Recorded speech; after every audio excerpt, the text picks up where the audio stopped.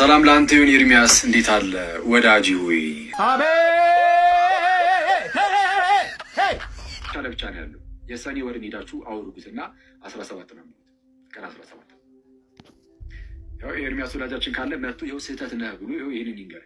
እዚህ ጉዳይ ላይ ማውራት ከቻለ ኤርሚያስ ብቻ አይደለም የትኛውም ፕሮቴስታንት አባ ለጹም ይሄንን ያደረገው የሚል ካለ ይኸው መጥቶ ያሳየው። ከዚህ በፊት ነግራቸዋለሁ። እግዚአብሔር መልአክ ስሜን ጠርቶ ኤርሚያስ ሆይ ኤርሚያስ ተነሳና ስምህን ማነው አባትን ጥራው የተናገረው። በጣም ምን ያህል እንደሚያጨረብራቸው ፕሮቴስታንቶችን ምን ያህል እንደሚጫወትባቸው ያሳያችኋሉ። በጣም ይቅርታ እንግዲህ በዚህ በራሳችሁ መጽሐፍቶች እናውራችሁ። በመጽሐፍ ቅዱስን በቀኖና ገድላትና ድርሳናትን መደበቂያ አታርጓቸው። ወንጌላውያን ከማፈርተን ማንም ፈርተን አክሊለ ነው ማን ጥራሊሲ ማን የትኛውን ሊቅ ፈርተን ነው?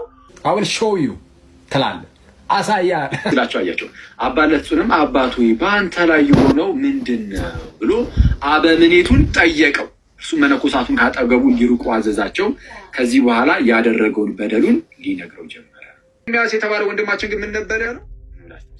አባ ለጽዮን የሚባለው አባትህ ኦኬ በቅዱስ ቁርባን ውስጥ መርዝ እያደረገ ሰዎችን ይገድል ነበር። በቃ አታምጣጣም ስልክ ሊሞት የደረሰው አበምኔት እሷን መናገር ይጀምራል። አባ ለጹን ጠያቂ። አሁን ያ ደግሞ ሰው አሁን ሰይጣን ከቦት ያለው ሰውዬ አሁን ሊመልስ ነው።